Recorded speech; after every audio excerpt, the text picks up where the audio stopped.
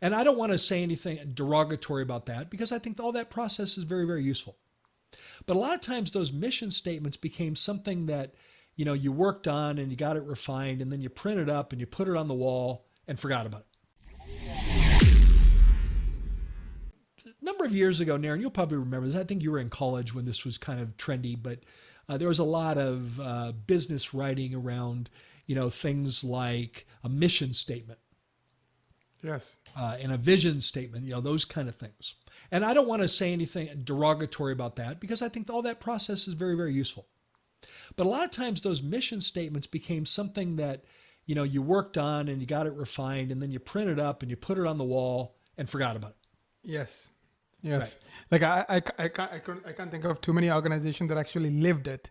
Right. They It didn't just live it. became somewhere like it's on your main boardroom or some place. Someone said you should have a mission statement. So they said, okay, I'm going to develop one. They spent Yeah. some time to develop one, and maybe spent some good time to do that, and then tacked it on a wall, and that was it. They didn't live it. Yeah. They didn't live it. And because it wasn't living, it wasn't perceived. It wasn't perceived by, the people that might be, exposed to it, whether it be team members or patients. So you got to live it. You got to live it. And whose job is that? Doctor, that's your job. That's your job. You're at the top of the organizational chart.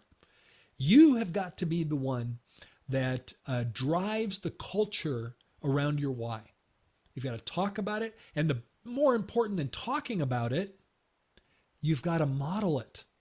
Mm-hmm. You've got to model it. A great example is, for example, I think that a very useful why, these are my words and you're welcome to adapt these to you, would be, to take care of our patients the way we'd like to be taken care of clinically and behaviorally, and to truly make a difference in their lives. Now, you've got to model that. Not only with your patients, but a great way to model that would be with your team. With your team. Are we making a difference in the lives of our team members? And if we're modeling it there, then they're likely to model it with your patients. We talk about a relationship-driven practice where we know our patients' names, their spouse's name, their kids' names, their dogs' names, their hobbies, their interests, where they went to college.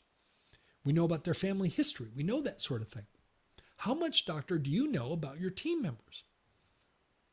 Do you know what their spouse does for a living? Do we know their dog's name? Do we know much about their upbringing? Do we know much about their heritage? Do we know much about their kids? Do we know the challenges they're facing or the celebrations they're experiencing? Maybe you have a team member whose parents just celebrated their 50th anniversary.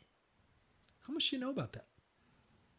And how much could you know about that? And how could that impact, how could that be a modeling exercise in how you know your team members in terms of how we know the patients in the practice?